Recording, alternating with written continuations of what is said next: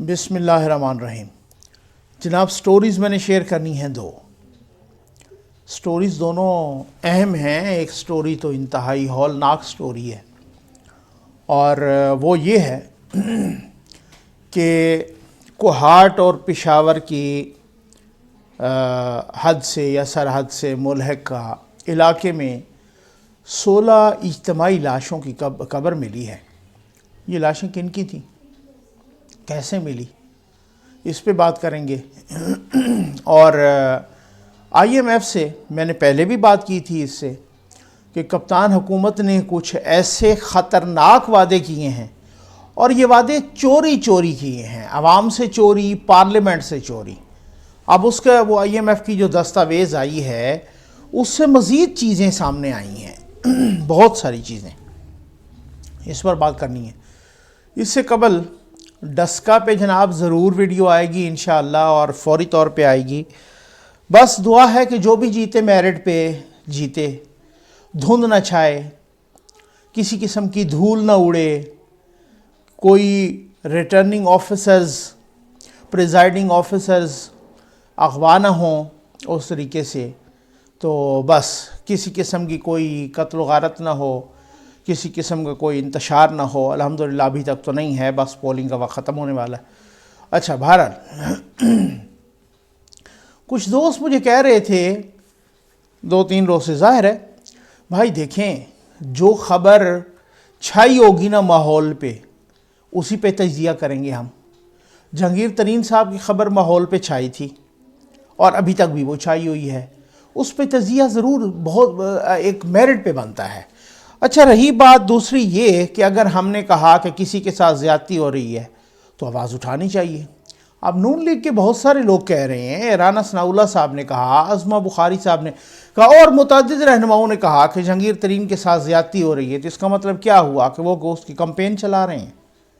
بات یہ ہے کہ کسی کے ساتھ بھی زیادتی ہو، چاہے وہ کسی جماعت سے بھی تعلق رکھتا ہو، اگر کل کو اقتدار کو ہمیشہ کا تھوڑی ہوتا ہے، خان صاحب اتر جائیں گے کرسی سے، آپ یقین جانیے کہ اگر خان صاحب سے بھی زیادتی ہوئی میں آواز اٹھاؤں گا۔ دیکھیں نظر آ جاتی ہے زیادتی۔ اور دوسری بات یہ ہے تو ہر کسی کو پتہ چل رہا ہے کہ سکور سیٹل کرنے کے لیے ہر کسی کو پتہ چل رہا ہے کہ کیا ہے، لیکن اب جو گیم جہانگیر ترین نے کھیلی ہے وہ ایسی گیم، ایسی ٹرکی گیم ہے کہ اب تو کانپنے لگی ہے حکومت۔ اب تو جناب حالات یہ ہیں، یہ میں نے آپ کو پہلے بتایا نا، جو ایم پی ایز اور ایم این ایز ہیں ان کا تو تحریک انصاف کچھ کر نہیں سکتی، بھلے الٹی لٹک جائے کچھ بھی نہیں کر سکتے، کیونکہ ان کو ڈی سیٹ کروانے کے لیے یا ڈسکوالیفائی کروانے کے لیے یا ڈی سیٹ کروانے کے لیے آئین میں ایک پروسیس ہے، آئین میں شرائط درج ہیں، وہ تو انہوں نے کوئی خلاف ورزی کی نہیں۔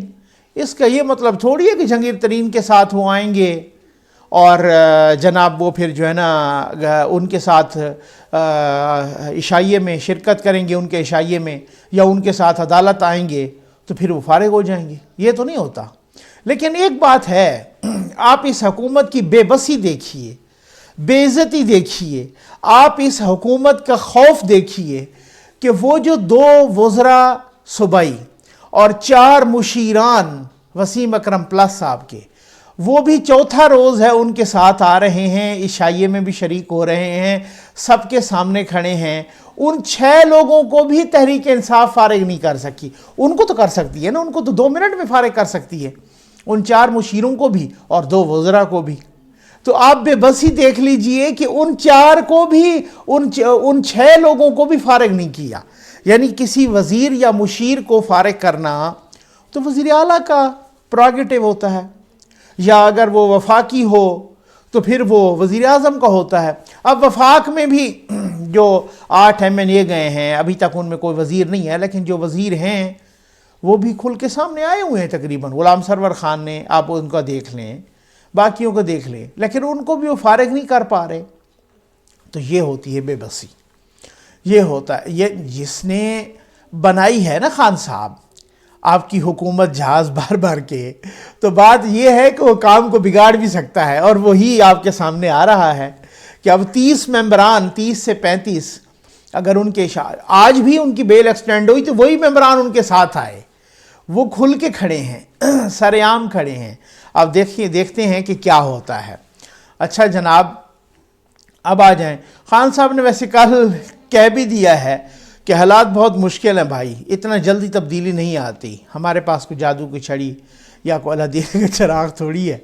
تو بہرحال خان صاحب پہلے بھی بہت دفعہ یہ مان چکے ہیں، معاف کیجیے گا، یہ مان چکے ہیں، اور الیکشن سے پہلے تو خیر وہ کہتے تھے کہ 90 دن کے اندر سب کچھ میں ہم جو ہے نا یوں کر کے ٹک لگائیں گے اور ٹھیک ہو جائے گا۔ اب ان کو سمجھ آ گئی ہے کہ کتنے 20 کا 100 ہوتا ہے۔ خیر، اس سے پہلے کہ میں وہ پشاور والے واقعے پہ جاؤں، میں تھوڑا سا IMF پہ بات کرنا چاہوں گا۔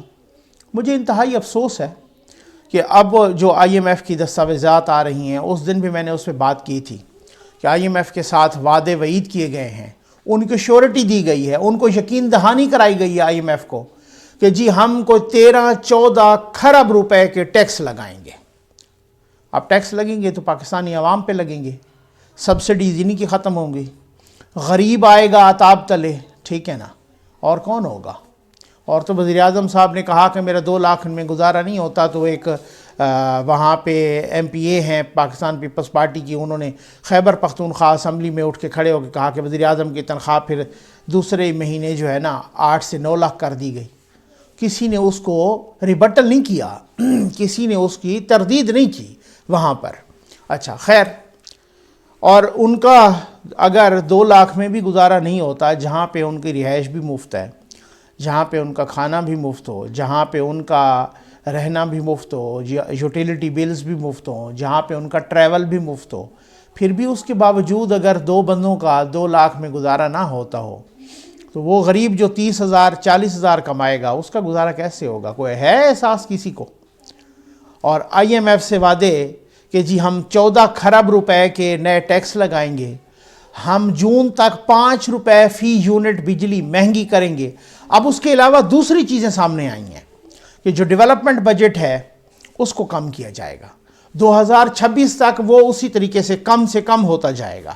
4.2% GDP کا تھا 2017-2018 میں نواز شریف صاحب کے دور میں، اور اب ڈیولپمنٹ بجٹ کے علاوہ ایک اور بڑی بہت اہم بات سامنے آئی ہے، میں ابھی بتاتا ہوں۔ ڈیولپمنٹ بجٹ جو 4.2% GDP کا تھا، وہ 2.7 پھر 2.6 پھر اس سے بھی غالباً کم ہو جائے گا، 2026 تک ایسے فلیٹ رہے گا، ٹھیک۔ جو ڈیفنس بجٹ ہے وہ 3% تھا 2017-2018 میں، ٹھیک ہے، ڈیفنس بجٹ GDP کا، وہ 2.9 ہوا، پھر 2.8 ہوا، پھر شاید اس سے بھی کم ہوگا، اور 2026 تک اسی طرح سے فلیٹ۔ میں سمجھتا ہوں یہ مکافات عمل ہے۔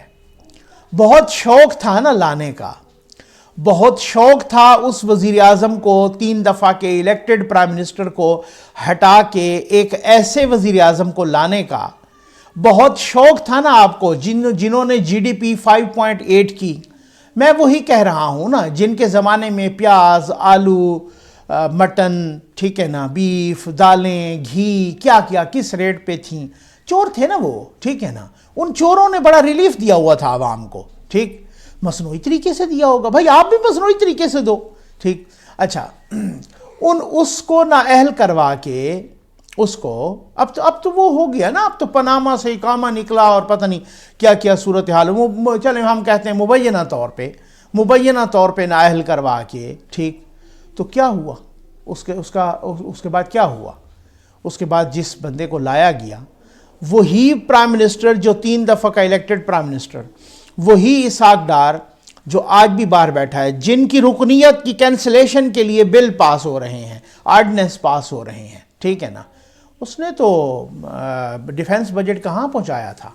اسحاق ڈار صاحب آج بھی، حالانکہ ایک کرٹیسزم ہوتا ہے کہ جناب ڈیفنس بجٹ جو ہے نا نہ بڑھایا جائے، اور تعلیم کا اور صحت کا بڑھایا، آپ نے تو تعلیم اور صحت کا بھی بیڑا غرق کر دیا ہے، ٹھیک ہے نا۔ تو خیر، لیکن وہی اسحاق ڈار صاحب کہ جو ڈیفنس بجٹ، وہ آج بھی فخر سے کہتے ہیں کہ ڈیفنس بجٹ ہم نے، یعنی نون لیگ نے، مشرف صاحب سے بھی زیادہ بڑھایا، ٹھیک۔ تو اس کا مطلب ہے وہ کہتے ہیں کہ یہ تو جھوٹ ہے نا، یہ تو جو 18ویں ترمیم کو بلیم کر رہے ہیں، تو ہمارے آگے بھی تو 18ویں ترمیم ہمارے سامنے بھی تو تھی، لیکن وہ آڑے نہیں آئی، وہ رکاوٹ نہیں بنی. ہم نے ڈیفنس بجٹ کو 1 ٹریلین سے پار کیا، 500 ملین زیادہ، ٹھیک ہو گیا نا. اس میں آپ اندازہ کریں، وہ کہتے ہیں کہ 500 ملین سے بھی زیادہ بڑھایا اور 1 ٹریلین کو کراس کیا، 1 ٹریلین پلس کیا. مشرف صاحب نے بھی اتنا نہیں بڑھایا تھا، اور وہ باقاعدہ انہوں نے میرے انٹرویوز میں بھی بہت ساری باتیں بتائیں. تو میں سمجھتا ہوں کہ یہ ان لوگوں کے لیے ایک سبق ہے کہ جن لوگوں نے جس طریقے سے تل پٹ کیا نا پورے نظام کو، اور بغض نواز شریف میں اس کو کھائی میں گرانے کے لیے خدا نخواستہ پورے ملک کو، پورے عوام کو، قوم کو کھائی میں گرا دیا.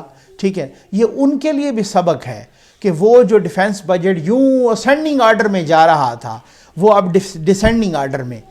تو پھر اب وہی والی بات ہے، جس طرح سے وہ سرائکی اور پنجابی میں کہتے ہیں کہ ہن گھن مزے تبدیلی دے.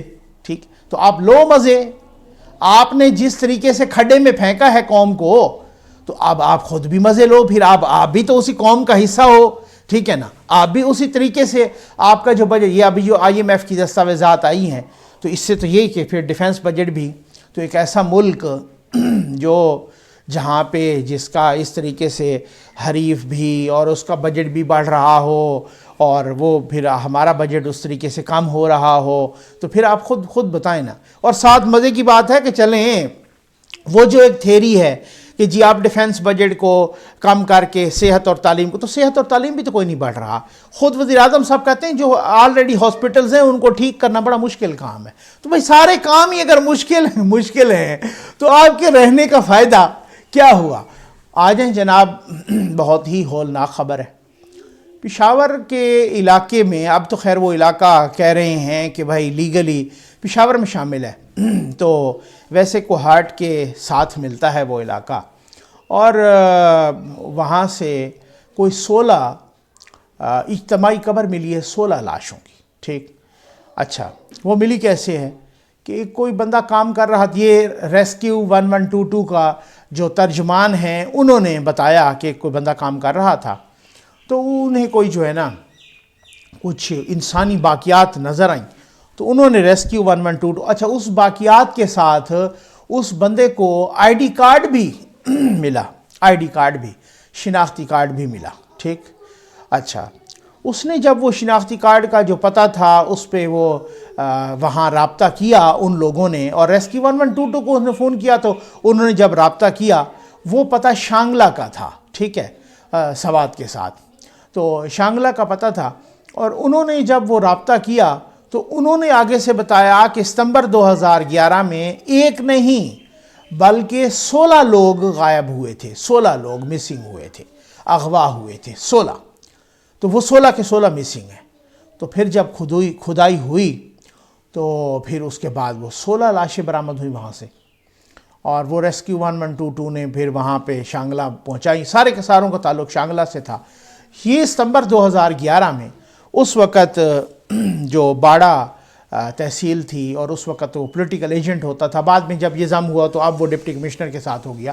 تو اس وقت جو ہے نا وہ انہوں نے کہا تھا کہ وہ یہ کان تھے سارے کے سارے، یہ جو کان کنی کا کام کرتے تھے، مائنرز تھے، یعنی کہ مائنز میں کام کرتے تھے، تو کانوں میں کھدائی کے لیے یہ جا رہے تھے بیچارے، تو غائب ہوئے سارے کے سارے. اس وقت کے پولیٹیکل ایجنٹ نے کہا تھا کہ کوئی 30 کے قریب لوگ ہیں، اور یہی کہا گیا تھا کہ ان کو دہشت گردوں نے غائب کیا ہے، اور یہی کہا گیا تھا کہ فلاں علاقے میں لے گئے، اور اسی علاقے میں کہ جہاں سے ان کی واقعات ملی ہیں. تو اب آپ ریاست کا فیلئر دیکھیے، اب آپ سیکیورٹی اداروں کا فیلئر دیکھیے، اب آپ میں کہوں گا معذرت کے ساتھ کہ محافظوں کا فیلئر دیکھیے، کہ جہاں اس طریقے کی صورتحال ہو رہی ہے، جہاں پہ اس طرح سے اجتماعی قبریں بیچارے مزدوروں کی، بیچارے کان کنوں کی، مائنرز کی مل رہی ہیں، جہاں پر اس طریقے سے وہ مسنگ ہو رہے ہیں. کیا گزری ان کے خاندان پر، کیا گزری ان کے لواحقین پر، کیا گزری ہوگی وہ غریب بیچارے مزدور لوگ، جس طریقے سے پتہ نہیں انہوں نے کس کا کیا نقصان کیا، کس نے کون سا سکور سیٹل کرنے کے لیے. یہ وہی والی بات ہے کہ جناب آخری زمانہ ہوگا نہ مارنے والے کو پتہ ہوگا کہ میں اس کو کیوں مار رہا ہوں، اور نہ مرنے والے کو پتہ ہوگا یہ مجھے کیوں مار رہا ہے، کہ مجھے کیوں مارا گیا۔ تو خدا اپنا، میں سمجھتا ہوں کہ یہ بہت بڑا ریاست کا ایک کلیکٹیو فیلئر ہے، بہت بڑی بات ہے۔ بس اللہ تعالیٰ ہمیں پوری قوم کو محفوظ رکھے۔ لیکن اگین میں کہتا ہوں کہ صرف دعاؤں سے کب بلائیں ٹلتی ہیں، اس کے لیے دعا کرنی پڑتی ہے، اور دعا ریاست کرتی ہے۔ اور ریاست تو وہ ہے، وہ ہو کہ جہاں پر یہ کہا کہ میں یہ پرانی بات نہیں کر رہا، میں ابھی ریسنٹ جو بات ہے وہ کر رہا ہوں، کہ جہاں وہ کہے کہ جی وہ مافیا ہم پہ چڑھ گیا، وہ کہے کہ ہم کیا کریں، چینی کی قیمتیں بھی مافیا بڑھا رہا ہے، ہم کیا کریں، آٹا بھی مافیا چڑھ گیا، ہم کیا کریں، دواؤں پہ بھی مافیا چڑھ گیا۔ تو پھر جب ریاست میں اس طرح کے لوگ بیٹھے ہوں حکومت میں، اور وہ کہے کہ ہر ایک چیز مافیا ہی کر رہا ہے اور ہم تو معصوم ہیں، تو پھر آپ بیٹھے کیوں ہیں؟ اسی طریقے سے میں سمجھتا ہوں کہ جو لا انفورسمنٹ ایجنسیز ہیں، جو تحفظ کے ضامن ادارے ہیں، ان کو اس طرح کے واقعات کم از کم میں سمجھتا ہوں کہ یہ ہماری شرمندگی، یہ ہماری جو ہے نا، یہ کوئی ہم بوزنیا میں رہ رہے ہیں، ہم کوئی مقبوضہ کشمیر میں رہ رہے ہیں، ہم کوئی ایک جنگ زدہ علاقے میں رہ رہے ہیں، کیا کس میں ہم جو ہے نا مطلب اس طریقے سے رہ رہے ہیں کہ آپ اس طریقے سے جو ہے نا یہ ریاست کا فیلئر نہیں ہے تو کیا ہے؟ امید ہے آپ کو ویڈیو پسند آئی ہوگی۔ آپ کا بہت بہت شکریہ۔